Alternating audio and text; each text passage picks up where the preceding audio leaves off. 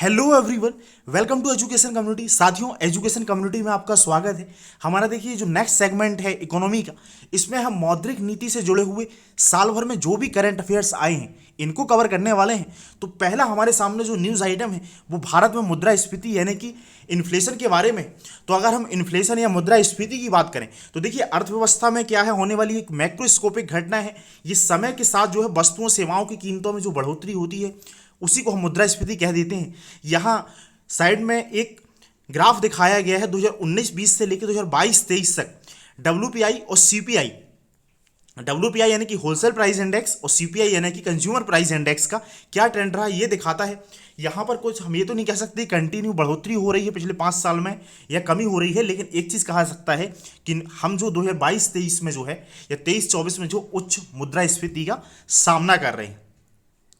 अगर भारत में साथियों हम मुद्रास्फीति के लिए जो मेजर जो मापने के लिए जो सूचकांक है वो यहाँ पर मेजर 3 सूचकांक है। एक है हमारा होलसेल प्राइस इंडेक्स, दूसरा जो इंपॉर्टेंट सूचकांक है वो है कंज्यूमर प्राइस इंडेक्स यानी कि उपभोक्ता मूल्य सूचकांक, और तीसरा हम जो है खाद्य इन्फ्लेशन के लिए उपभोक्ता खाद्य मूल्य सूचकांक के माध्यम से भी हम महंगाई को मापते हैं। तो जो डब्ल्यूपीआई है यहाँ पर क्या है कि जो थोक मूल्य सूचकांक है, जो यहाँ पर थोक में चीज़ों का विक्रय किया जाता है उसको हम मापते हैं। और इसको मापने के लिए जो ministry of commerce and industry है, वाणिज्य और उद्योग मंत्रालय, उसके अंतर्गत जो उद्योग संवर्धन और आंतरिक व्यापार विभाग है उसके अंतर्गत आर्थिक सलाहकार का जो कार्यालय है उसके द्वारा ये इंडेक्स जो है तैयार किया जाता है और थोक मूल्य जो सूचकांक जो थोक महंगाई है उसको मापा जाता है। जो सीपीआई की हम बात करें तो सीपीआई जो है खुदरा कीमतों में जो कंज्यूमर जो उपभोक्ता हमारे जैसे नागरिक जो है जो डायरेक्टली चीज़ें खरीदते हैं बाजार से उस मूल्य को मापता है। इसके लिए जो इंडेक्स ये जो सीपीआई जारी किया जाता है ये मिनिस्ट्री ऑफ जो स्टैटिक्स एंड प्रोग्राम इम्प्लीमेंटेशन है, सांख्यिकी और कार्यान्वयन मंत्रालय, उसके अंतर्गत जो एनएसओ का ऑफिस है वो इसको मापता है। फिर सीएफपीआई की अगर हम बात करें उपभोक्ता मूल्य सूचकांक की, तो ये यहाँ पर जो है खाद्य जो इन्फ्लेशन है, खाद्य मुद्रास्फीति, उसको मापने का काम करता है। और इसमें क्या है, किसी दिए गए क्षेत्र में एक जनसंख्या समूह के द्वारा जो उपभोग की जाने वाली खाद्य वस्तुएं हैं उस संदर्भ में इसको मापा जाता है। इसको भी जो मापने का कार्यक्रम है, जो मापने का जो काम है वो एनएसए के द्वारा किया जाता है। और अखिल भारतीय स्तर पर 2012 को इसके लिए आधार वर्ष बेस ईयर जो है इसके लिए 2012 है, और 2014 से इसको 3 कैटेगरी में मापा जाता है, ग्रामीण, शहरी और संयुक्त। अब इसके बाद अगर हम थोड़ी सा देखें, अक्सर क्या होता है कि जो डब्ल्यूपीआई, जैसे हमने ऊपर भी देखा, डब्ल्यूपीआई और सीपीआई में जो है काफ़ी ज़्यादा हमको अंतराल देखने को मिलता है। तो इस अंतराल के पीछे जो है जो कारण रिस्पॉन्सिबल हैं, तो इसमें कारण सिंपल सा है कि जो डब्ल्यूपीआई है वो थोक स्तर पर क्या चीज़ों के दाम में क्या बदलाव हो रहे हैं उसको मापता है, और सीपीआई जो है वो रिटेल स्तर पर खुदरा कीमतों को मापता है रियल टाइम पे। यहाँ पर फिर क्या है कि दोनों में जो भारांश है अलग अलग वस्तुओं का, एक बास्केट में मान के चलिए हमारे पास हम सामान लेते हैं, उसमें खुदरा सामानों को हम खरीदी करते हैं और उसमें रखते हैं, और डब्ल्यूपीआई जो हमारा सीपीआई है उसमें एक बास्केट में या एक बाल्टी में हम ये जो सीपीआई वाला सामान रखते हैं। तो इनमें जो दोनों वस्तुएं हैं उनके भारांश में अंतर, जैसे सीपीआई में क्या है, खाद्य और पेय पदार्थों का जो भारांश है वो 45% से अधिक होता है, जबकि डब्ल्यूपीआई में विनिर्मित उत्पादों का भारांश 64% होता है। तो इसके कारण इसमें अंतराल आता है। साथियों, चूंकि ये इन्फ्लेशन का टॉपिक और ये इकोनॉमी के सेगमेंट है तो क्वेश्चन यहाँ पर कॉन्सेप्ट बेस भी पूछे जाते हैं। तो इन्फ्लेशन के क्या क्या नेगेटिव इंपैक्ट होते हैं, देखिए एक तो क्या होता है कि नकारात्मक रिटर्न के कारण बचत कम को ये प्रभावित करती है, क्योंकि जो उतनी कमाई हो नहीं पाती हो उच्च मुद्रास्फीति की वजह से, क्योंकि हमारे फिर खर्चे लागत ज़्यादा बढ़ जाती है, तो ये सेविंग को जो उतना प्रमोट नहीं करती है। फिर आय के वितरण को और विकृत कर देती है। जैसे क्या होता है कि अब कमज़ोर आदमी है, अब उसको जितनी भी सैलरी मिली, महंगाई बहुत ज़्यादा है, दाल के दाम बहुत ज़्यादा हैं, प्याज के दाम बहुत ज़्यादा हैं, खाने वाले एडिबल ऑयल के दाम बहुत ज़्यादा हैं, तो ज़्यादातर उसका पैसा जो है उसी चीज़ों में लगा जाता है। तो ये आय की जो डिस्पैरिटी है उसको और ज़्यादा बढ़ाता है, विकृत करता है। फिर अर्थव्यवस्था में आवंटन की दक्षता को भी प्रभावित करता है, क्योंकि पहले क्या होता था कि ये जो अगर कोई वर्ग जो है जो ज़्यादातर जो बॉटम के रहने वाली पॉपुलेशन है वो कुछ सेविंग भी अगर कर सकती थी, लेकिन उसका ज़्यादातर पैसा तो इसी महंगाई की वजह से अपनी ज़रूरतों को पूरा करने में चला जाता है। फिर यहाँ पर क्या है, विदेशी मुद्राओं की उधारकर्ताओं के सामने वित्तीय अस्थिरता का जोखिम भी बना रहता है हमारे यहाँ पर मुद्रास्फीति के कारण, और स्वर्ण की बढ़ती मांग के कारण यह चालू खाता घाटा बढ़ा सकती है। जैसे क्या होता है, जब इन्फ्लेशन होता है तो लोगों को लगता है कि भाई बैंक में हम पैसा जमा करेंगे तो हमको जो रिटर्न मिलेगा तो वो तो इन्फ्लेशन से जब एडजस्ट करेंगे तो वो वैसे भी हमको कम रिटर्न मिलेगा। अब इस कॉन्सेप्ट को मैं अभी बाद में जब आएगा रिलेवेंट तो मैं बता दूंगा। तो उसकी वजह से क्या होता है कि लोग सोने में निवेश करना चालू कर देते हैं, क्योंकि वहाँ ये रहता है कि भाई महंगाई बढ़े चाहे घटे, हमारे पास एक फिक्स रिटर्न तो अच्छा खासा रिटर्न हमारे पास एक सिक्योर हमारा पैसा रहेगा। तो उसकी वजह से क्या है, हम स्वर्ण का इंपोर्ट करते हैं तो ये हमारा जो करंट अकाउंट होता है बैलेंस ऑफ पेमेंट में, इसके ऊपर हमने पहले आर्टिकल देखा है, तो वो और बढ़ा देती है और उसकी वजह से क्या है रुपए की वैल्यू भी हमारी कम हो सकती है। फिर क्या है, मैक्रो इकोनॉमिक स्थिरता को भी कमजोर करता है, ये जो है जो अर्थव्यवस्था की जो स्टेबिलिटी हो उसको भी नुकसान पहुंचाता है। ये जो न्यूज़ थी वो थी हमारी मुद्रास्फीति से संबंधित और उसको मेजर करने के लिए कौन कौन से भारत में इंपॉर्टेंट इंडेक्स है। अब हम नेक्स्ट न्यूज़ आइटम अगर देखें तो अब देखिए हमारे पास जो न्यूज़ नेक्स्ट न्यूज़ जो है यहाँ पर है मुद्रास्फीति लक्ष्यीकरण से, यानी कि इन्फ्लेशन का हमारा एक टारगेट होता है, उस टारगेट को हम जो है अचीव करने में थोड़ा सा विफल हुए हैं। मतलब वो टारगेट जो दिया गया है मौद्रिक नीति समिति को, इन्फ्लेशन उससे ज़्यादा आ गई, तो उस संबंध में यहाँ पर आर्टिकल आया हुआ है। यहाँ पर न्यूज़ ये है कि जो हमारे यहाँ पर हेडलाइन उपभोक्ता मूल्य सूचकांक मुद्रास्फीति, यानी कि जो हेडलाइन इन्फ्लेशन है जिसको हम सीपीआई के बेस पे मापते हैं, तो उसमें क्या है कि लगातार 3 तिमाहियों में जो मुद्रास्फीति है वो 6% से अधिक रही है। अब ऐसा क्यों हुआ, ऐसा इसलिए हुआ लॉकडाउन का टाइम था, आपूर्ति श्रृंखला में व्यवधान आया, फिर कमोडिटी की कीमतों में वृद्धि आई, फिर रूस और यूक्रेन युद्ध के कारण जो संकट खड़ा हुआ, इन सब चीज़ों की वजह से इन्फ्लेशन जो है हायर चल रही है। ना केवल इंडिया में बल्कि वर्ल्ड में भी हम जो है इन्फ्लेशन का सामना कर रहे हैं, उच्च इन्फ्लेशन का। तो यहाँ पे क्या था, जो डब्ल्यूपीआई की यहाँ पर बात की है कि डब्ल्यूपीआई के तहत क्या है, किसी देश की खुदरा जो मुद्रास्फीति की गणना की जाती है, यानी कि जो रिटेल में, इसके बारे में हमने ऊपर अभी देख लिया है तो इस पर हम ज़्यादा चर्चा नहीं करते हैं। यहाँ पर अगर हम देखें मुद्रास्फीति लक्ष्यीकरण फ्रेमवर्क के बारे में, तो देखिए पहले जो मौद्रिक नीति बनाई जाती थी 2016 के पहले, तो रिजर्व बैंक को टारगेट दिया जाता है भाई आपको इन्फ्लेशन भी कम करना है, आपको ये भी देखना है कि जो है जो एम्प्लॉयमेंट वगैरह पर्याप्त मात्रा में हो, स्टेबिलिटी बनी रहे, ऐसे बहुत सारे टारगेट थे। फिर आरबीआई का जो अधिनियम हो उसमें संशोधन कर दिया गया और संशोधन करके एक समिति बना दी गई मौद्रिक नीति समिति। उसमें जो मौद्रिक नीति समिति होती है वहां पर संरचना जो है 6 मेंबर होते हैं, 3 आरबीआई की ओर से होते हैं और 3 सदस्य जो है सरकार के द्वारा नियुक्त किए जाते हैं, बाहरी सदस्य होते हैं। इसमें क्या है कि जो निर्णय लेने की प्रक्रिया है तो वो बहुमत से ली जाती है, और अगर ऐसी कोई स्थिति आ जाती है कि बराबर बराबर की स्थिति है तो फिर निर्णायक मत जो होता है वो आरबीआई के गवर्नर के पास होता है। इसकी बैठक के लिए प्रावधान किया गया है कि वर्ष में कम से कम 4 बार इसकी बैठक करनी होगी और गणपूर्ति के लिए कम से कम 4 सदस्य उपस्थित होना चाहिए।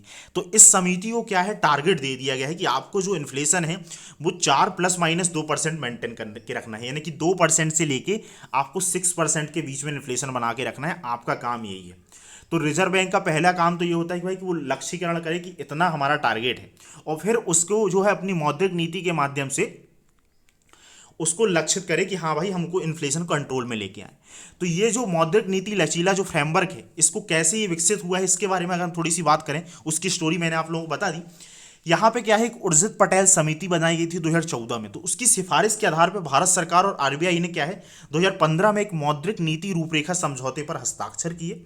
उसके अकॉर्डिंग 2016 में आरबीआई के अधिनियम में संशोधन किया गया और मुद्रा स्फीति जो टारगेट करना है हमको लक्ष्यीकरण करना है, उसके लिए क्या है आरबीआई को एक मौद्रिक एंकर नॉमिनल एंकर के रूप में शामिल किया गया। यहाँ पर नॉमिनल एंकर से मतलब है सियासत है कि आर्थिक स्थिरता को बनाए रखने संबंधी मौद्रिक नीति या फ्रेमवर्क से। तो यहाँ पर फिर मौद्रिक नीति समिति बनाई गई जो कि आरबीआई के एक्ट में संशोधन करके 45Z में जोड़ा गया। अब ये तो नहीं है हमारे काम का, लेकिन आरबीआई एक्ट में संशोधन करके जोड़ा गया है एक प्रकार से, यानी कि एक संविधिक निकाय बन जाता है फिर, क्योंकि इसको विधि के माध्यम से लाया गया। इसमें 6 सदस्य होते हैं, टारगेट दिया जाता है, ये हमने यहाँ पर देख लिया है।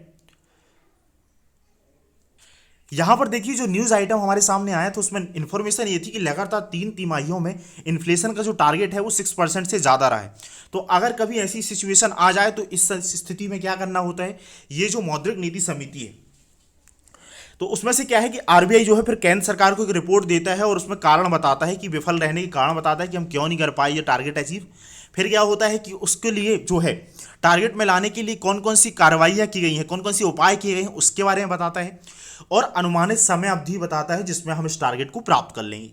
अब यहाँ पर देखिए जो ये टारगेट्स को प्राप्त करने के लिए या अर्थव्यवस्था में अभी तो मौद्रिक नीति का मुख्य काम यही है कि वो जो है इन्फ्लेशन को 4 ± 2% जो है टारगेट करे। तो उसके लिए अलग अलग टाइप्स की मौद्रिक पॉलिसी अपनाई जाती है। तो यहाँ पर टाइप बताए गए हैं।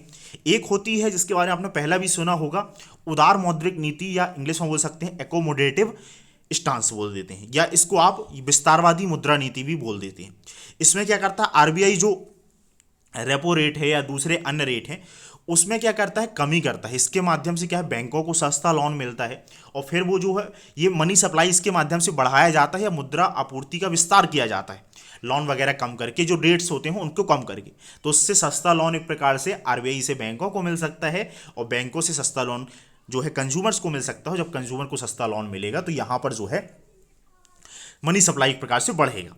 फिर इसका एक जो उल्टा क्रम है वो है उग्र मौद्रिक नीति, या इंग्लिश में बोल सकते हैं हॉकिश स्टांस, या आप ये बोल सकते हैं संकुचित मौद्रिक नीति। इसमें क्या होता है कि जो अलग अलग रेट्स हैं उनको टाइट कर दिया जाता है, उनको बढ़ा दिया जाता है, और जो मैंने पहला साइकिल बताया उसका ये उल्टा हो जाता है। तो यहाँ पर क्या होता है, मनी सप्लाई को हम नियंत्रित करते हैं इस तरीके से। फिर इसके अलावा एक और चीज़ है न्यूट्रल तटस्थ स्टांस, यानी कि तटस्थता वाली नीति अपनाई जाए। इसमें क्या है, ब्याज दरों में कटौती की भी सकती है, और बढ़ोतरी जो है नीतिगत ब्याज दरों में बढ़ोतरी भी की जा सकती है। तो इसको जो है इसको तब अपनाया जाता है जब जो आरबीआई की है मौद्रिक नीति की जो प्राथमिकता होती है भाई मुद्रास्फीति और आर्थिक विकास दोनों को समान रूप से कंट्रोल करना है, या समान स्थिति होती है कि हमको ये भी देखना है कि भाई ग्रोथ भी हो और मॉनेटरी जो इन्फ्लेशन है उसको भी टारगेट करना है। तो ये वाली पॉलिसी अपनाई जाती है। फिर एक है कैलिब्रेटेड या अंश शोधित स्टांस, कैलिब्रेटेड मौद्रिक नीति। तो ये क्या है, इसमें क्या किया जाता है कि इसमें जो है कैलिब्रेटेड तरीके से, यानी कि एक मेजरमेंट वाले पैमाने से जो है इन्फ्लेशन को बढ़ाया जाता है। ब्याज दरों में वृद्धि ब्याज दरों में वृद्धि की जाती है, लेकिन जरूरी नहीं कि जो हर 2-2 महीने की बैठक होती है मॉनेटरी पॉलिसी वाली, उसमें हर मौद्रिक पॉलिसी में इसको बढ़ाया जाए। तो ये आइटम था, न्यूज़ आइटम जो था हमारे पास था मौद्रिक नीति से जुड़ा हुआ। देखिए हमने यहाँ पर भी महंगाई की बात करी, इन्फ्लेशन की बात करी, तो वहाँ पर क्या है, नेक्स्ट जो न्यूज़ आइटम है हमारे सामने वो मूल निगरानी तंत्र से है, यानी कि प्राइस मॉनिटरिंग सेंटर से। हमको ये भी देखना होता है कि असल में जो मुद्रास्फीति को नियंत्रित करने के लिए ऊपर से जो प्रयास किए जा रहे हैं उसका वास्तव में क्रियान्वयन हो पा रहा है या नहीं हो पा रहा है। तो उसके लिए क्या है, जो भारत सरकार के अंतर्गत हमारा उपभोक्ता मामलों का मंत्रालय है, उपभोक्ता खाद्य और सार्वजनिक वितरण मंत्रालय है, उसने क्या है कि अलग अलग भारत के सभी जिलों के लिए मूल निगरानी तंत्र स्थापित करने का सुझाव दिया हुआ है। अगर हम इसके बारे में बात करें तो केंद्र सरकार ने की कोशिश है कि भाई 31 मार्च 2023 तक देश भर में करीब 750 पीएमसी जो है स्थापित किए जाएं, और इसके लिए राज्यों को वित्तीय सहायता भी प्रदान की जाएगी। तो यहाँ पर ये जो प्राइस जो है मॉनिटरिंग सेंटर बनाए जाने हैं, इसके लिए जो बुनियादी ढांचा या इंफ्रास्ट्रक्चर जो तैयार करना है उसके लिए 50% जो है खर्चा जो है या जो व्यय है वो राज्य सरकार के द्वारा किया जाएगा, और 50 द्वारा जो है केंद्र सरकार द्वारा इसमें वित्त पोषित किया जाएगा। अभी देखिए, तो मूल स्थिरता इसलिए सुनिश्चित करनी होती है, कहीं ऐसा तो नहीं कि जमाखोरी है या अन्य दूसरे वजहों से जो है जो स्थानीय या किसी स्थानीय स्तर पर जो है इसका दुरुपयोग किया जा रहा हो, फायदा उठाया जा रहा हो, और इससे इन्फ्लेशन जो है हाई बनी रही। इसकी वजह से क्या होता है कि हमारी जो लंबी अवधि में जो विकास दर है वो प्रभावित होती है। तो यहाँ पर कुछ पहलों की बात करी गई है कि भाई मूल स्थिरता सुनिश्चित करने के लिए और कौन से कदम उठाए गए हैं। जैसे कि क्या है, कृषि बागवानी से संबंधित उपजों जैसे कि प्याज है, आलू है, दाल है, इनकी मुद्रास्फीति से निपटने के लिए हमने एक मूल स्थिरीकरण कोष यानी कि प्राइस स्टेबिलिटी फंड बनाया है। इसी प्रकार दालों, कुछ सब्जियों जैसे प्याज के लिए बाजार हस्तक्षेप योजना शुरू की गई है कि अगर उसमें एक हद से ज़्यादा बढ़ोतरी होती है तो उसमें जो है इंटरवेंशन भी किया सकता है। फिर यहाँ पर क्या है, मूल निगरानी तंत्र को मजबूत करने के लिए ये पहल आरंभ की गई है जो हमने बात करी। उसका उद्देश्य आवश्यक खाद्य वस्तुओं के संबंध में मूल संबंधी जो डेटा है, रिपोर्टिंग है, निगरानी और विश्लेषण, ओवरऑल जो मैकेनिज्म है उसको सुव्यवस्थित करना है। तो ये कुछ और प्रयास किए गए हैं।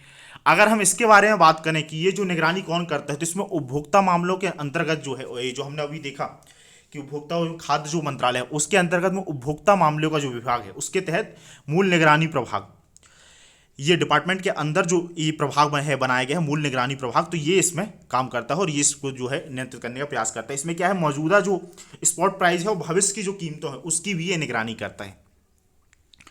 फिर यहाँ पर राज्य नागरिक आपूर्ति विभाग की योजना में 22 आवश्यक खाद्य उत्पादों के बारे में PMSF पर कीमतों की जानकारी देती है। यहाँ पर एक ऐप है, तो यहाँ पर जो है राज्य जो नागरिक आपूर्ति विभाग हैं वो भी रोजाना जानकारी देते हैं प्राइस की। फिर यहाँ पर प्राइस मॉनिटरिंग जो कमेटी है, सॉरी प्राइस मॉनिटरिंग जो सेंटर हैं, उनके लाभ के बारे में जो यहाँ पर बताया गया है वो है कि भाई इससे क्या होगा कि मुद्रास्फीति को नियंत्रित किया जा सकता है, उपभोक्ता हितों की उपभोक्ता के हितों की बेहतरी की जा सकती है, क्योंकि जो मानदंड संबंधी पैमाने हैं, मात्रा, गुणवत्ता इत्यादि, इन सबको बेहतर जो है इंप्लीमेंट किया जा सकता है। फिर ई दाखिल, यहाँ पर एक पोर्टल की बात करी गई है कि पीएमसी के तेजी मतलब प्राइस जो मॉनिटरिंग सेंटर है उनमें तेजी से कार्रवाई करने के कारण उपभोक्ता शिकायतों की ऑनलाइन फाइलिंग के लिए इस पोर्टल को बेहतर उपयोग हुआ। मतलब ये ई दाखिल एक पोर्टल बनाया गया है, इसमें जो है अगर इससे संबंधित जो चीज़ें आती हैं, प्राइस से संबंधित कुछ उतार चढ़ाव किए जाते हैं तो उस पर शिकायत दर्ज की जा सकती है ऑनलाइन, उसके लिए ई दाखिल पोर्टल है। फिर बाजार हस्तक्षेप की बात की गई है कि बाजार को स्थिर करने के लिए बाजार हस्तक्षेप संबंधी रणनीतियों पर निर्णय लेने में इससे सहायता मिलेगी। किसके माध्यम से? प्राइस मॉनिटरिंग सेंटर्स के माध्यम से। फिर यहां पर एक और पहल की बात करिए कि जो राज्यों केंद्र शासित प्रदेशों में स्थित जो केंद्रों द्वारा बताई गई कीमतों की सटीकता की जांच करने के लिए जो एफसीआई और नाफेड की सेवाएं भी ली जाती हैं। फिर अगर हम नेक्स्ट न्यूज आइटम की बात करें तो हमारे सामने जो है स्थायी जमा सुविधा यानी कि स्टैंडिंग डिपॉजिट फैसिलिटी के बारे में न्यूज आई हुई है। यहाँ पे क्या है जो न्यूज़ है कि वो आरबीआई की जो द्विमासिक जो है मौद्रिक नीति समीक्षा कमेटी की जो मीटिंग होती है तो उसमें क्या है आरबीआई ने मौद्रिक नीति समिति में स्थायी जमा सुविधा की शुरुआत की घोषणा करी है। न्यूज़ हमारे सामने निकल के आई है। इसे तरलता समायोजन सुविधा एलएएफ वाली व्यवस्था में एक न्यूनतम दर के रूप में प्रस्तुत किया गया है। अब देखिए अगर हम इसके बारे में बात करें तो थोड़ा सा अगर मैं आपको बैकग्राउंड बताऊं कि मौद्रिक नीति का जो इम्प्लीमेंटेशन किया जाता है उसमें दो टाइप से टूल्स होते हैं। हमारा एक होता है भाई क्वांटिटेटिव टूल्स और दूसरे होते हैं क्वालिटेटिव टूल्स। तो जो क्वांटिटेटिव टूल्स होते हैं उसमें सीआरआर है, एसएलआर है, मार्जिनल स्टैंडिंग फैसिलिटी है, एक आ जाता है लिक्विडिटी एडजस्टमेंट फैसिलिटी। इसके अंदर में दो विंडो होती है, एक रेपो विंडो, एक रिवर्स रेपो विंडो। फिर यहां पर बैंक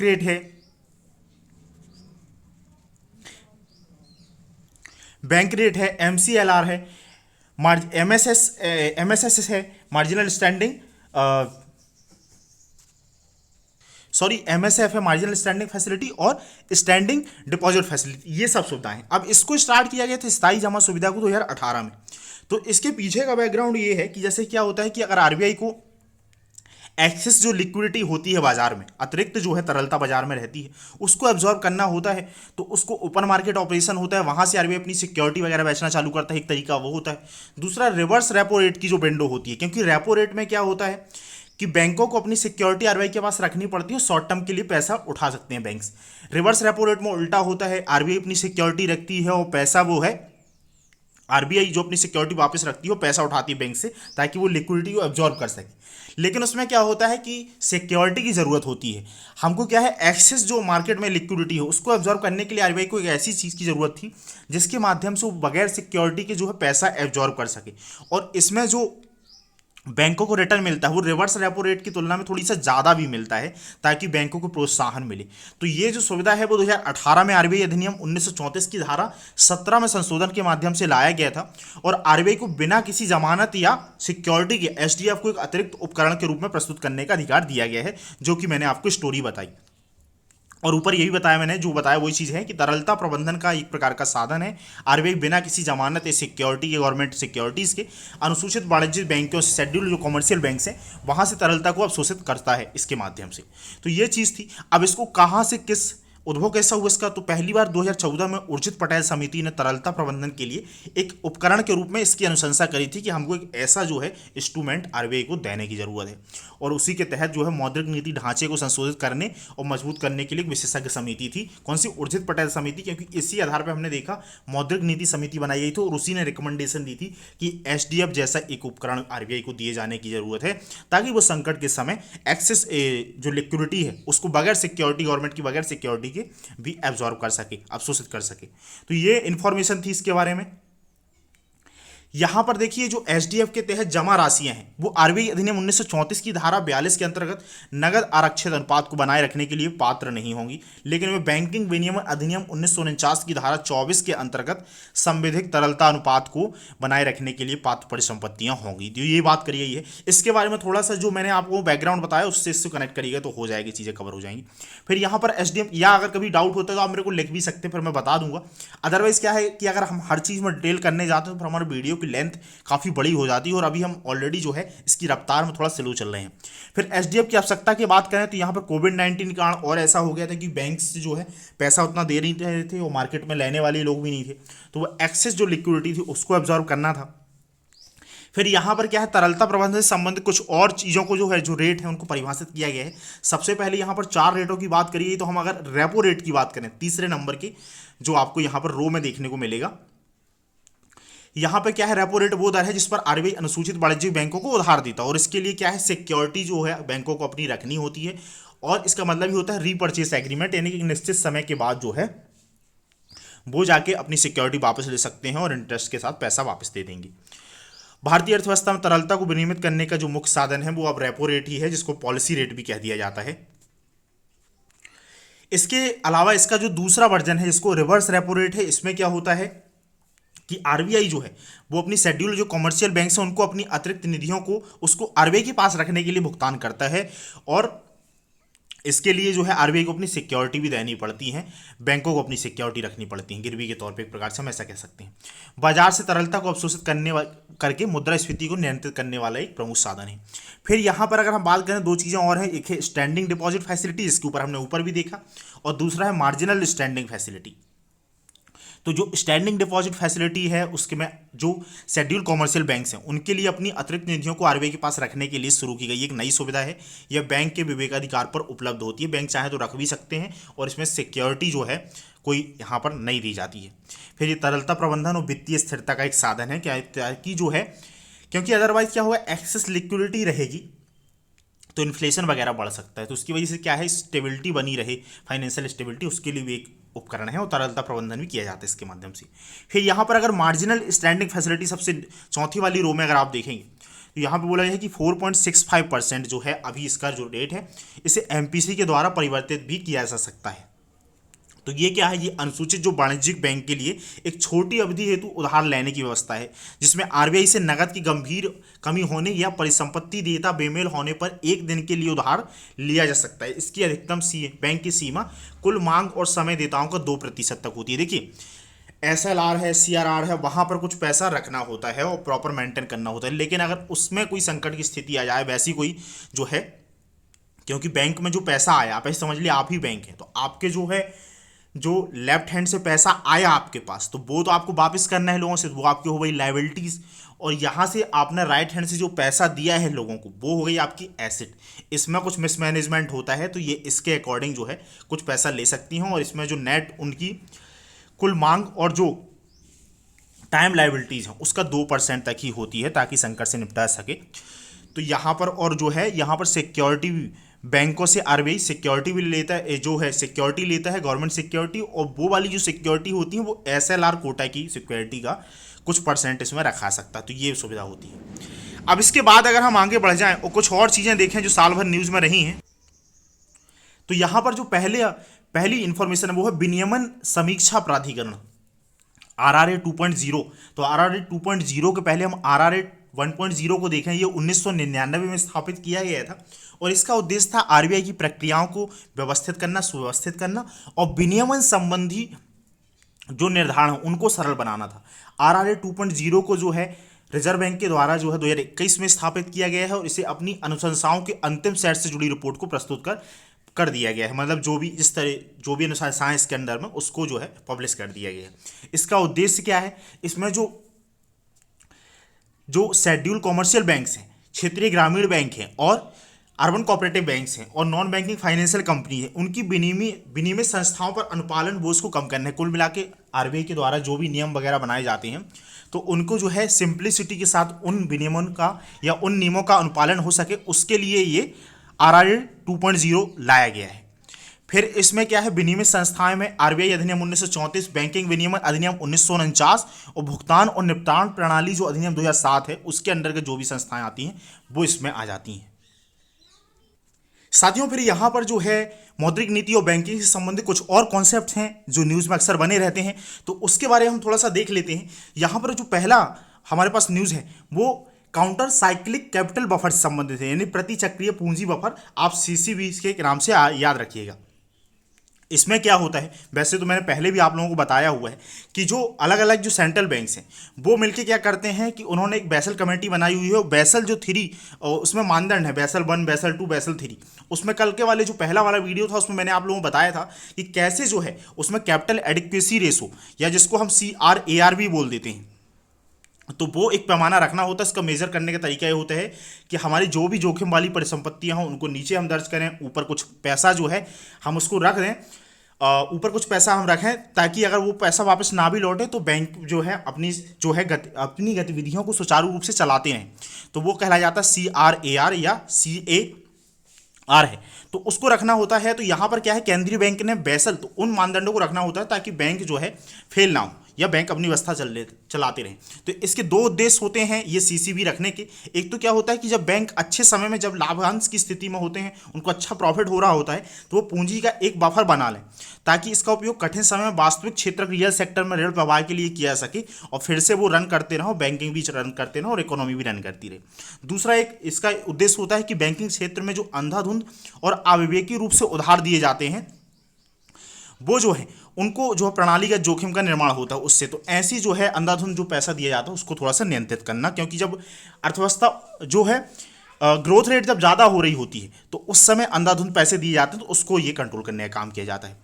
फिर इसमें क्या है, बोला गया है कि जो बैसल 3 मानदंडों का पालन करते हुए देश में बैंकों के लिए कुछ निश्चित पूंजी पर्याप्तता मानदंडों निर्धारित करते हैं, बैसल 3 नॉर्म्स ऊपर ही मैंने आपको बताया। फिर CCB में क्या है, ऐसे मानदंडों का एक भाग होता है जिसकी गणना बैंक की जोखिम भारित ऋण लेखा वही के एक निश्चित प्रतिशत के रूप में की जाती है, और RBI द्वारा वर्ष 2015 में CCB की रूपरेखा तैयार की गई थी। तो ये इंफॉर्मेशन थी। फिर यहां पर एक चीज है बैंक इंश्योरेंस। तो इसमें क्या है कि कोई भी जो बैंकिंग कंपनी है उसके बीच में और किसी बैंक के बीच में एक प्रकार की व्यवस्था है। इसमें क्या होता है, इस व्यवस्था में बीमा कंपनी को अपने उत्पादों को बैंकों के लिए ग्राहकों को बेचने की अनुमति दे देती है। बीमा जो कंपनी अपने उत्पादों को बैंक के ग्राहकों को बेचने की अनुमति दे देती है। देखिए इससे क्या फायदा होता है कि बैंक के कोई इंश्योरेंस कंपनी है, इंश्योरेंस कंपनी मुंबई से रन कर रही है, और जो बैंक है उसकी बैंक की जो ब्रांच है अलग अलग शहरों में है। तो इससे क्या है, बगैर मार्केटिंग को उसको क्या है एक बड़ा कस्टमर मिल जाएगा, और बैंकिंग क्या है कि बैंकिंग की भी अतिरिक्त कमाई बढ़ जाएगी, क्योंकि उनके पास ऑलरेडी स्टाफ है और ऑलरेडी इंफ्रास्ट्रक्चर है काम करने के लिए, और इससे बीमा कंपनियों की भी लागत कम होगी। तो ये दोनों का फायदा हो जाता है, इसको हम बैंक इंश्योरेंस बोल देते हैं। इसके लिए क्या है, जो मैंने बताया ये चीज़ हो गई है। फिर यहाँ पर ऋण जमा अनुपात, क्रेडिट डिपॉजिट रेशो के बारे में। तो जो क्रेडिट डिपॉजिट रेशो है इसमें क्या है, इससे हमको यह पता चलता है कि बैंकों ने जमा के रूप में कितना धन जुटाया है। जो मैंने आपको अभी लेफ्ट हैंड वाला एग्जांपल दिया, लेफ्ट हैंड से कितना पैसा आया है और उसमें से कितना धन के रूप में वितरित किया गया है। तो ये क्रेडिट डिपॉजिट रेशो के माध्यम से क्या है, हमको अगर क्रेडिट डिपॉजिट रेशो, तो यहां पे क्या होता है कि जो कम ऋण जमा अनुपात है, यानी कि जो अगर क्रेडिट डिपॉजिट रेशो कम होता है तो ये हमको बताता है कि अपेक्षाकृत जो है जमा की वृद्धि की तुलना में जो है अपेक्षाकृत खराब क्रेडिट वृद्धि को दर्शाता है, कि जितना जमा हो रहा है भाई उसमें अगर हम कम लोन दे रहे हैं तो वो हमारा जो है उस रेशो को दर्शाता है। अगर इसी का उल्टा हो जाए कि उच्च ऋण जमा अनुपात जो है अगर हमको ये बताता है कि भाई अपेक्षाकृत धीमी जमा, अगर भले जो है जो बैंक लेफ्ट हैंड से जो ज़्यादा पैसा जमा कर रहे हैं वो जमा कम कर रहे हो, लेकिन जो ऋण की मांग वो है अधिक है, तो वो जो है इसको जो अगर क्रेडिट डिपॉजिट रेशो हायर है तो वो ये दर्शाता है। फिर इसके बाद हमारे सामने एक और जो इन्फॉर्मेशन है वो त्वरित सुधारात्मक कार्रवाई यानी कि प्रमोट करेक्टिव एक्शन के बारे में, PCA फ्रेमवर्क के बारे में। इसमें क्या होता है, अगर बैंकों के द्वारा जैसे CRR है, SLR है, ऐसे और भी जो मानदंड है अगर उसका अनुपालन वगैरह नहीं किया जाता है तो एक प्रकार से इस फ्रेमवर्क के अंतर्गत उसको दंडित किया जाता है, और RBI के द्वारा बैंकों को इसके माध्यम से दंडित किया जाता है। और उसको दंडित करने के लिए जो लाभांश वितरण है या लाभ का प्रेषण है उस पर प्रतिबंध लगाया जाता है। बैंकों के वो जो डायरेक्टर्स हो सकते हैं और भी नीचे जो ट्रांसफर किया जाता है। फिर घरेलू या विदेशी शाखा विस्तार पर भी प्रतिबंध लगाया सकता है, ताकि जो है बैंकिंग जो व्यवस्था है सुचारू रूप से चलती रहे पर्टिकुलर बैंक की। तो ये कहला जाता है हमारा PCA फ्रेमवर्क। फिर दो टर्म्स आ जाती हैं, अक्सर आप न्यूज में सुनते होंगे, एक है ऋण माफी, लोन वेव ऑफ, और दूसरी है ऋण को बट्टे खाते में डालना यानी कि लोन राइट ऑफ। तो जब लोन वेव ऑफ की हम बात करते हैं, ऋण माफी की, तो इसका मतलब होता है कि खाते से वो लोन ही पूरी तरीके से हटा दिया जाता है और कर्जदार जो है उस लोन को चुकाने से पूरी तरीके से मुक्त हो जाता है। ऐसी स्थिति कब होती है, जैसे प्राकृतिक विपदाओं के समय पे, अभी ओलों की घटना होती है या अकस्मात बारिश की घटना हो रही है, जैसे कि अभी फसलों की कटाई के समय, तो ऐसी स्थिति से निपटने के लिए कई बार जो है अलग अलग राज्य सरकारों के द्वारा जो है ऋण माफी की घोषणा की जाती है, तो वो पैसा जो है वो लोन वेव ऑफ में आ जाएगा। और लोन राइट ऑफ का मतलब होता है कि कर्जदार जो है एनपीए में, अब वो संपत्ति जो है एनपीए में अकाउंट में डली होती है, जैसे कि एक निश्चित समय तक हमने देखा है एनपीए के बारे में कि जो पैसा नहीं आता वो एनपीए खाते में चला जाता है। तो एनपीए में से क्या है, अपनी खाते से उसको हटा दिया जाता है, परिसंपत्ति को हटा देता है और इसको हानि के रूप में बैंकों के द्वारा दर्शाया जाता है। हालांकि इसका मतलब ये नहीं होता है कि वो पैसा वसूला नहीं जाएगा, उसको वसूला जाएगा, लेकिन वो अपनी बैलेंस शीट सुधारने के लिए बैंक जो उसको दर्शा देते हैं ताकि उसमें जो है उनको कम जो है कर का भी भुगतान करना पड़ेगा और एक प्रकार से उनकी बैलेंस शीट भी मजबूत दिखती रहेगी। हालांकि वो इसको वसूली के लिए काम करते रहते हैं। यहाँ पे क्या है, ऋण को बट्टे खाते में डाला जाता है, जो लोन जो है राइट ऑफ किया जाता है, तो उसमें क्या है कि कर्जदारों से कानूनी तरीके से कर्ज की वसूली करने के लिए बैंकों को अधिकार नहीं छीनता। इसका मतलब ये नहीं होता है कि कर्जदार जो है मुक्त हो गए हैं कर्जे से, उनसे वसूला जाएगा लीगली पैसा। पिछले 5 सालों में जो बैंक जो लोन राइट ऑफ किया गया उसमें से केवल 1,32,000 करोड़ रुपए की बात करिए, यानी कि अच्छा खासा अमाउंट है जो लोन राइट ऑफ कर दिया जाता है, वो वसूला नहीं गया है। फिर यहाँ पर नेक्स्ट जो हमारे सामने न्यूज़ है वो है एमसीएलआर के बारे में, निधियों की सीमांत लागत पर आधारित उधार दर, एमसीएलआर। तो इसके माध्यम से क्या होता है कि जो आरबीआई, तो हमने देखा कि आरबीआई जो मॉनेटरी पॉलिसी टूल्स होते हैं उसके माध्यम से अलग अलग रेट वगैरह फिक्स करती है, लेकिन जो अलग अलग बैंक है, चाहे पंजाब नेशनल बैंक हो, कैनरा बैंक हो, एसबीआई हो, अलग अलग जो भी बैंक हैं, तो वो जो लोन देते हैं उसमें क्या है, एक प्रॉपर दायरा बना रहे कि भाई इस एक हमारे पास एक बेंचमार्क रहे, उसके अकॉर्डिंग जो है वो लोन दें, अपने रेट फिक्स करें। तो उसके लिए आरबीआई के द्वारा ये फॉर्मूला बनाया गया था एमसीएलआर, और इसको रिजर्व बैंक ने 2016 से प्रभावी किया। ये एक प्रकार से बैंक की न्यूनतम ब्याज दर को संदर्भित करता है, और बैंक इस दर से नीचे जो है आरबीआई द्वारा अनुमत कुछ मामलों को अगर हम छोड़ दें, अगर आरबीआई की अनुमति से तभी ऋण दे सकते हैं, अन्यथा वो इस दर से नीचे लोन नहीं दे सकते हैं। और ये बैंकों के लिए एक आंतरिक मानदंड या एक प्रकार का संदर्भ है कि भाई इसके आसपास ही अपने को रेट रखना है, इससे रेफरेंस करके, एक हद से ज़्यादा वो इससे नहीं रख सकते हैं। इसमें जो है 4 घटकों को शामिल किया जाता है जब इसकी गणना की जाती है। सीमांत लागत क्या आ रही है बैंकों की, फिर नगद आरक्षित अनुपात सीआरआर का, ऋणात्मक बाहर खाता, परिचालन की लागत और अवधि, टेन्योर और प्रीमियम। तो ये 4 फैक्टर्स ध्यान में रखे जाते हैं, उसके अकॉर्डिंग एमसीएलआर को काउंट किया जाता है किसी पर्टिकुलर बैंक के द्वारा। इसका लाभ ये होता है कि वित्तीय संस्थानों में उनकी ब्याज दरों का निर्धारण करने में पारदर्शिता ये व्यवस्था लेकर आई है। फिर आरबीआई के द्वारा क्या है, ये पूर्ववर्ती आधार जो बेस रेट हुआ करता था उस पद्धति की तुलना में ये ज़्यादा इफेक्टिव है। फिर यहाँ पर वित्तीय स्थिरता रिपोर्ट है, फाइनेंशियल स्टेबिलिटी रिपोर्ट है। देखिए एक ग्लोबल फाइनेंशियल स्टेबिलिटी रिपोर्ट आती है, वो आईएमएफ के द्वारा जारी की जाती है, उसी के तर्ज पे हमारी एक वित्तीय स्थिरता रिपोर्ट है, फाइनेंशियल स्टेबिलिटी रिपोर्ट है, जो कि 6 माह में, प्रति 6 माह में जारी की जाती है, साल में 2 बार आरबीआई के द्वारा जारी की जाती है। बस ये रिपोर्ट क्या है, कौन जारी करता है, ये हमने देख लिया, बाकी की इन्फॉर्मेशन हमारे लिए उतने काम की नहीं। फिर यहाँ पर रिजर्व बैंक एकीकृत लोकपाल योजना के बारे में है। रिजर्व बैंक की एकीकृत लोकपाल योजना यानी कि रिजर्व बैंक की इंटीग्रेटेड ऑम्बुड्समैन स्कीम के बारे में। तो पहले क्या होता था, देखिए यहाँ पर 3 जो अलग अलग लोकपाल योजनाएं चल रही थी, जैसे कि बैंकिंग लोकपाल योजना 2006 और एनबीएफसी के लिए लोकपाल योजना 2018 में जो स्टार्ट हुई थी, और डिजिटल लेन देन के लिए लोकपाल योजना 2019 में। इनको तीनों को एकीकृत कर दिया गया है, और इसके माध्यम से क्या होता है कि अगर कोई ग्राहक जो है वो अपने बैंक के अंतिम निर्णय से असंतुष्ट है, मान लो उसका कोई विवाद हो जाता है, आपका मान लो डेबिट कार्ड, क्रेडिट कार्ड या किसी कोई और लोन से संबंधित एसबीआई में कोई अकाउंट था, वहाँ से विवाद हुआ, आपने यहाँ पर जो अपील वगैरह हो सकती थी या जो भी सुनवाई हो वो की, तब भी आप असंतुष्ट हैं, तो आप फिर क्या है, बैंकिंग जो ओम्बुड्समैन स्कीम है उसके अकॉर्डिंग जो है आप अप्लाई कर सकते हैं, और उसमें से जो है अपने को फिर वहाँ से प्रॉपर समाधान मुहैया कराया जाएगा। तो ये एक प्रकार से सेवा में जो कमी होती है, जो सर्विस दी जाती है, उसकी शिकायत दर्ज करने के आधार के तौर पर इसको परिभाषित करती है कि हम वहाँ पर जा सकते हैं। ये किसी भी शाखा में भौतिक और ईमेल शिकायतों की प्राप्ति तथा प्रारंभिक प्रोसेसिंग के लिए आरबीआई के द्वारा चंडीगढ़ शाखा में एक केंद्रीकृत रिसिप्ट और प्रोसेसिंग सेंटर भी स्थापित किया गया कि भाई आप ऑनलाइन भी कर सकते हो, और इसके लिए जो है एक जो सेंटर वो चंडीगढ़ आरबीआई की ब्रांच में स्थापित किया गया है। फिर यहाँ पर एक पोर्टल है दक्ष पोर्टल के बारे में।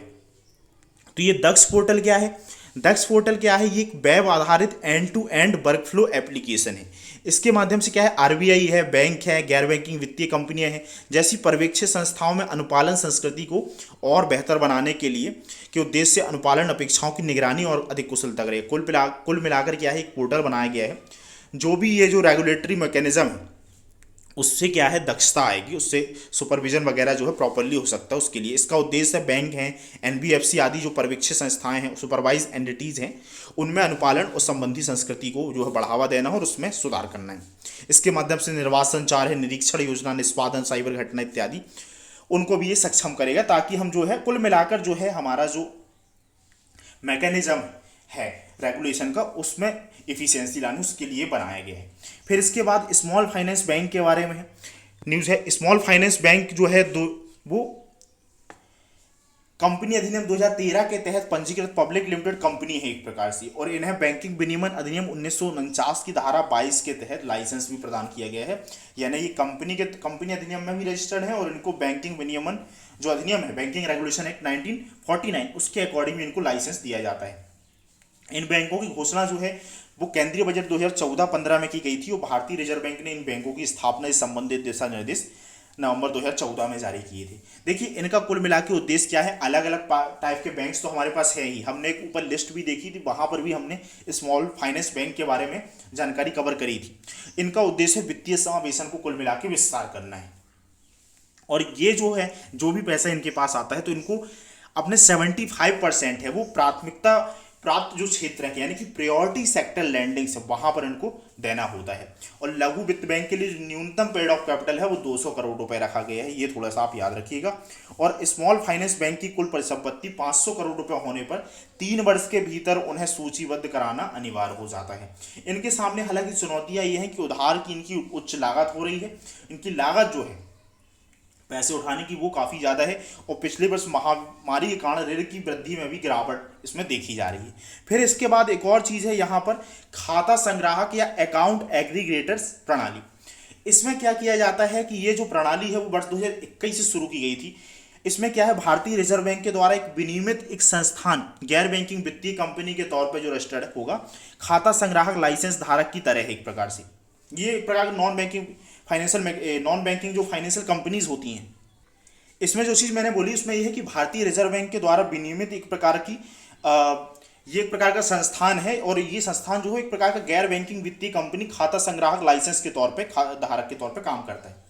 तो ये इसमें करता क्या है कि इसमें जो भी कोई भी अकाउंट होल्डर है, जैसे हम ही हैं और हमारा किसी बैंक में जो खाता है, तो उसमें क्या है कि हमारा जो भी रिकॉर्ड रखा गया है उसमें सुरक्षित एवं डिजिटल रूप में अपनी जानकारी तक पहुंच हम प्राप्त कर सकते हैं। साथ ही इस जानकारी को खाता संग्राहक को नेटवर्क के रूप में किसी अन्य विनियमित वित्तीय संस्थान के साथ भी हम साझा कर सकते हैं। इसमें क्या होगा कि जैसे आरबीआई है, ये खाता संग्राहक के बारे में साइड का अगर आप बॉक्स देखेंगे, आरबीआई, सेबी, पीएफआरडीए है, आईआरडीए द्वारा संचालित खाता संग्राहक रियल टाइम आधार पर सहमति प्राप्त वित्तीय सूचनाओं को साझा करने में मदद करेगा। एक प्रकार से हमारा एक जगह जो डेटा होता है हमारी सहमति से, वो दूसरी जगह पे भी दूसरी संस्थाओं के साथ साझा किया सकता है। इससे क्या है, हमको जो बैंकिंग सुविधाएं हैं उनको उठाने का फायदा मिलेगा। वित्तीय सूचना प्रदाता और वित्तीय सूचना उपयोगकर्ता, तो जैसे वित्तीय सूचना प्रदाता है जैसे बैंक हैं, म्यूचुअल फंड हाउस हैं, बीमा कंपनियां हैं, कर जीएसटी प्लेटफॉर्म है, उनको जोड़ा गया है यहाँ पर। और जो वित्तीय सूचना उपयोग करता है, जैसे प्रवाह आधारित क्रेडिट मिलता है कि भाई हमारा क्या लेन देन हो रहा है, उसके बेसिस पे व्यक्तिगत वित्त प्रबंधन, हमारा संपदा प्रबंधन है, फिर रोबो सलाहकार की यहाँ पर कुछ बात की। तो ये ऐसी छोटी छोटी कीवर्ड्स के ऊपर हमको उतना तो फोकस करने की जरूरत नहीं, हम ये देख लिए कि ये जो खाता संग्राहक प्रणाली है ये क्या है, हम ये समझ जाएं, बस हो गया काम। फिर खाता संग्राहक प्रणाली का महत्व क्या है, तो इससे उपयोगकर्ता को सभी बैंक खातों का एक ही संस्थान पर एक समय के डैशबोर्ड होगा। इससे सभी बैंकिंग दस्तावेज पर एक ही स्थान पर उपलब्ध हो जाएंगे। बस यही चीज़ काम की थी, वो हमने देख ली है। और यहाँ पर क्या है, चूंकि केवल उपयोगकर्ता की सहमति के बाद ही डेटा साझा किया जाएगा, इसलिए डेटा साझा करने का नियंत्रण भी उपयोगकर्ता के हाथों में हुआ। फिर नेक्स्ट जो हमारे सामने न्यूज़ है, तो यहाँ पर न्यूज़ ये है कि जो आयकर विभाग है, जो मिनिस्ट्री ऑफ फाइनेंस के अंडर में आ जाता है, उसने चालू वित्त वर्ष के लिए सीआईआई को अधिसूचित किया है, यानी कि लागत मुद्रास्फीति सूचकांक को अधिसूचित किया है। तो सीआईआई को प्रतिवर्ष जो आयकर अधिनियम 1961 है के तहत अधिसूचित किया जाता है, इसके माध्यम से उपभोक्ता मूल्य सूचकांक सीपीआई या सीपीआई शहरी के आधार पर मूल्यों का मुद्रास्फीति दर से मिलान किया जाता है कि भाई जो भी मूल्य है चीज़ों के लेके, और मुद्रास्फीति दर से मिलान किया जाता है इसका। और इसका जो फायदा ये होता है कि इसका उपयोग करदाता जो है मुद्रास्फीति के लिए समायोजन के बाद पूंजीगत परिसंपत्तियों की बिक्री से प्राप्त होने वाले दीर्घकालिक पूंजीगत लाभ के लिए किया जा सकता है। देखिए ये जो इंडेक्स है ये केवल ये किसके द्वारा रिलीज किया जाता है, आयकर विभाग के द्वारा किया जाता है। ये हमने देख लिया, ये चीज़ हो गई। फिर इसको कैलकुलेट करने के लिए क्या फॉर्मूला अपनाया गया है कि अंतरण बिक्री वाले वर्ष के लिए जो सीआईआई है उसमें अधिग्रहण की लागत हुई कैपिटल की, और फिर उसको नीचे बटे में क्या है प्रथम वर्ष या 2001-2 जो भी बाद में हो के लिए सीआईआई जिस दौरान परिसंपत्ति आकलनकर्ता के अधीन थी। कुल मिला के क्या है कि जब संपत्ति कोई भी संपत्ति ऐसे ली जाती है और उसको जब बेचा जाता है तो एक प्रकार से उसको long term capital gains tax वगैरह देना होता है। उसको क्या है इन्फ्लेशन से एडजस्ट करने का एक मैकेनिज्म है जो आयकर विभाग के द्वारा तैयार किया गया है, ये वो चीज़ है। फिर यहाँ पर अगर हम आगे बढ़ जाएं तो यहाँ पर नेक्स्ट जो न्यूज़ है वो लंदन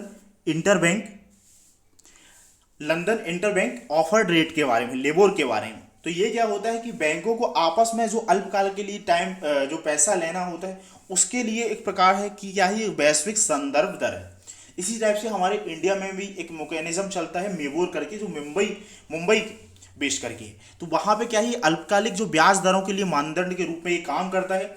और ये मुद्रा जो विनिमय दर है, जो करेंसी स्वैप एग्रीमेंट्स वगैरह होते हैं, मॉर्टगेज वगैरह जो के लिए भी इसका उपयोग किया जाता है। मॉर्टगेज में क्या आ जाता है, कोई भी ऐसा लोन जो रियल एस्टेट सेक्टर्स के लिए लिया जाता है, जैसे कि घर बनाने इत्यादि इत्यादि के लिए, तो उसके लिए ये संदर्भ की तरह काम करता है। ये करेंसी स्वैप एग्रीमेंट है। हमने आईआर के सेगमेंट में देखा था कि एक देश जो है जो दूसरे देश के साथ करेंसी स्वैप एग्रीमेंट करता है, ताकि अगर जैसे श्रीलंका और इंडिया के बीच में कोई मैकेनिज्म ऐसा है तो अगर श्रीलंका उस स्थिति में आता है तो भारत से डॉलर ले सकता है और अपनी करेंसी दे सकता है, और जब स्थिति समान हो जाएगी तो वापस कर देगा। तो उसके लिए जो इंटरेस्ट रेट फिक्स किया जाएगा उसके लिए एक जो रेफरेंस की तरह काम करता है ये है labour, London interbank offered rate. ये मॉर्टगेज और उसके लिए करता है। फिर इसे इंटरकॉन्टिनेंटल एक्सचेंज जो है प्रशासित इसको गवर्नेंट करता है, और इसकी गणना 5 मुद्राओं के लिए की जाती है, जैसे स्विस फ्रैंक है, यूरो है, पाउंड स्टर्लिंग है, जापानी येन और अमेरिकी डॉलर। ये थोड़ा सा आप ध्यान रखिएगा कि इनको रखा जाता है, और ये उसके द्वारा ये एक रेफरेंस की तरह काम करता है। ये एक प्रकार से वित्तीय प्रणाली के स्वास्थ्य का सूचक भी है, उसको बनाया जाता है। इसी तरह भारतीय समकक्ष जो है मुंबई इंटरबैंक ऑफर रेट है। यहाँ पर अगर बैंकों के बीच में इस तरह कोई अल्पकालिक लेन देन होता है तो उसको रेफरेंस में रखा जाता है। इसकी गणना जो है national stock exchange of India के द्वारा की जाती है। हमारे इंडिया वाला ये जो मुंबई इंटरबैंक ऑफर्ड रेट है। फिर इसके बाद देखिए हमारे पास जो न्यूज़ इन्फॉर्मेशन है यहाँ पे क्या है, बॉन्ड यील्ड कर्व इन्वर्जन के बारे में है कि जो बॉन्ड यील्ड का जो ग्राफ है उसमें इन्वर्जन यानी कि उल्टा जो उसमें इन्वर्जन जो हो रहा उसके बारे में है। देखिए होता क्या है कि बॉन्ड क्या होते हैं, कोई कंपनी है, सरकार है, एक फिक्स्ड इंस्ट्रूमेंट होता है कि चलो जैसे सरकार ने फिक्स किया, भारत की सरकार ने, कि हम आपको 5% सालाना के हिसाब से ये बॉन्ड रहेगा, और ये बॉन्ड 2 साल के लिए, 5 साल के लिए, 10 साल के लिए हम जारी कर रहे हैं। तो उपयोगकर्ता जो है इसको खरीदेंगे और प्राइमरी मार्केट में उन्होंने खरीदा और उनको 5% रिटर्न मिलेगा। तो वो जब बॉन्ड की मेच्योरिटी हो जाएगी तो उनको पहले लोन का जो अमाउंट है, जो वो है इंटरेस्ट है, वो मिलता रहेगा, और आखिरी टाइम पे जब वो बॉन्ड की मेच्योरिटी टाइम पूरा हो जाएगा तो उसका जो प्रिंसिपल रिटर्न मिल जाएगा। तो प्राइमरी मार्केट में अगर किसी कस्टमर ने उसको खरीदा हुआ है, फिर वो सेकेंडरी मार्केट जो होता है जहाँ पर ट्रेडिंग वगैरह होती है, शेयर के केस में भी ऐसी होता है कि जो प्राइमरी मार्केट होता है पहली बार आईपीओ में लॉन्च वगैरह किया जाता है, फिर सेकेंडरी मार्केट में उसमें ट्रेडिंग होती है। तो वहाँ पर कोई मान के चलिए कि 100 रुपये का कोई बॉन्ड था, उसमें 5% रिटर्न मिलना था, या 1000 करोड़ का कोई बॉन्ड था, उसमें 5% रिटर्न मिलना था, यानी 50 करोड़ जो है सालाना उसमें रिटर्न मिलने थे। अब उसमें क्या होता है, जो सेकेंडरी मार्केट में अगर ट्रेडिंग हो रही होती है तो उसमें से जो भी प्रॉफिट होता है उसको हम बोल देते हैं बॉन्ड यील्ड। लेकिन कई बार क्या होता है कि ये बॉन्ड यील्ड जो है रिवर्स हो जाती है, जो भी हमको प्रॉफिट मिलता है तो वो बॉन्ड यील्ड इन्वर्जन कहलाया जाता है। अब ये ऐसा होता कैसे है, तो देखिए जनरली क्या होता है, समानता ऐसा होता है कि जो लंबे टर्म वाली जो बॉन्ड होते हैं, बॉन्ड क्या है, एक सिक्योर इंस्ट्रूमेंट माने जाते हैं कि दूसरी तरफ इक्विटी में क्या होता है, आपका पैसा पूरा डूब भी सकता है और आप बहुत ऊपर भी आ सकते हैं, लेकिन यहाँ पे फिक्स होता है। तो ऐसा माना जाता है जनरली कि लंबी अवधि वाले जो बॉन्ड होते हैं उसमें हमको अच्छा प्रतिफल, अच्छा रिटर्न माना जाए, अच्छा जो है रिटर्न मिलता है।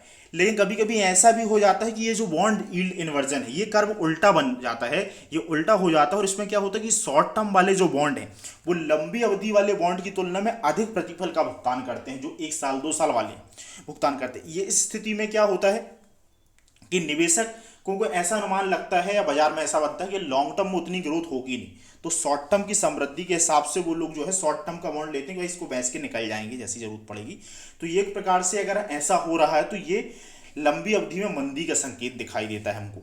फिर यहाँ पर यील्ड, और ये जो मैंने बॉन्ड यील्ड का बताया, इसका संबंध क्या होता है, शेयर मार्केट से भी होता है। अगर शेयर मार्केट में क्या है, उनको बेटर रिटर्न नहीं मिल रहा होता है तो लोग चले जाते हैं बॉन्ड्स की ओर, और बॉन्ड्स की ओर जाते हैं, उनका ये अनुमान रहता है कि भाई लॉन्ग टर्म के बॉन्ड्स में हम पैसा इन्वेस्ट करेंगे तो हमको एक मुफ्त रिटर्न तो मिल ही जाएगी, क्योंकि शेयर मार्केट में अभी कोई भरोसा नहीं चल रहा है। तो ऐसी स्थिति में क्या है, बॉन्ड यील्ड वहां पे बढ़ जाती है। लेकिन जब लोगों को लगता है कि नहीं भाई शेयर मार्केट में ठीक ठाक स्थिति है, तो लोग वहां पे बॉन्ड बेचकर यहाँ पे आना स्टार्ट कर देते हैं शेयर मार्केट में। तो ये ऐसा साइकिल चलता रहता है। फिर यहाँ पर यील्ड कर्व कंट्रोल के बारे में है। यहाँ पर ये क्या है, बैंक ऑफ जापान की यील्ड कर्व कंट्रोल नीति के कारण जापानी येन में और अधिक गिरावट दर्ज की गई है। अब ये क्या चीज है भाई, यील्ड कंट्रोल कर्व जो मैंने ऊपर आपको बताया, तो यहाँ पर क्या है, ये ब्याज दर की उच्चतम सीमा को कहा जाता है। इसका उद्देश्य यील्ड कर्व के कुछ हिस्से में 7 ब्याज दरों को नियंत्रित करना है, और इसके अंतर्गत क्या होता है, केंद्रीय बैंक दीर्घ अवधि ब्याज दर को लक्षित करता है। बैंक का टारगेट होता है कि लॉन्ग टर्म में जो इंटरेस्ट रेट है हम उसको टारगेट करें, और इसके बाद इस लक्षित दर को प्राप्त करने के लिए आवश्यकता अनुसार बॉन्ड का क्रय विक्रय किया जाता है। ये चीज कहलाई जाती है यील्ड कर्व कंट्रोल।